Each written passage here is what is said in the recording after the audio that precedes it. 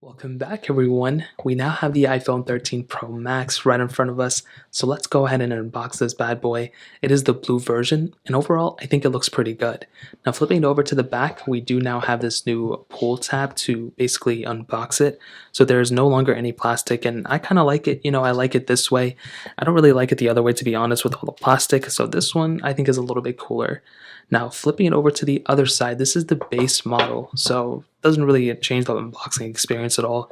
So flipping it open and kind of pulling the tab right here, you can see we do have the iPhone 13 Pro Max, and it is a massive, ginormous phone. I mean, this phone is crazy big, and it is, they said it's heavier. It definitely is, quite a bit heavier. It feels like a slab of gold, to be honest.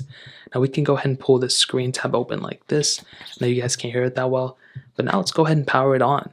And overall, I mean, I don't really see it looking better than the previous generation, but I do notice the notch being a little bit smaller.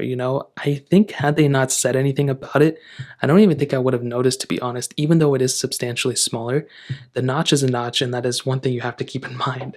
Now, looking at the rest of the box right here, you can see we do have, pretty much the lightning cable, which I'm not too mad about. I think it looks perfectly fine. I wish they still had the charging cable and stuff in here, but it's totally okay. We also do have the standard little sticker in here and the SIM card eject tool and that other legality of, Apple's little stuff they have to put into their paperwork and stuff. So that's really pretty much in the unboxing experience. There's really nothing else. Now, looking at the iPhone itself, we do have, a massive sized iPhone here, like I mentioned. And at the same time, I also do have an iPhone 12 here that we can go ahead and use to pretty much set up this specific iPhone. So it should only take 1 second. There we go, and Apple makes it really easy for us to go and do those types of things. Now, with this iPhone 13 Pro Max, I mean, looking around, it's definitely a good looking phone, but it's a heavy phone for sure. I kind of forgot how heavy these things were.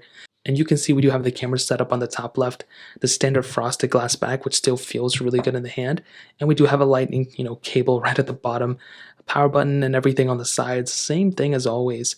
And I do think overall this phone still feels really good. I don't really have too much to hate on it, to be completely honest. And I'm excited to see how this phone is going to hold up and compare against the 12 Pro Max and those other iPhones. And the main reason for that is because this iPhone is technically the top tier, most expensive iPhone you can purchase. And to be honest, I'm kind of happy about that.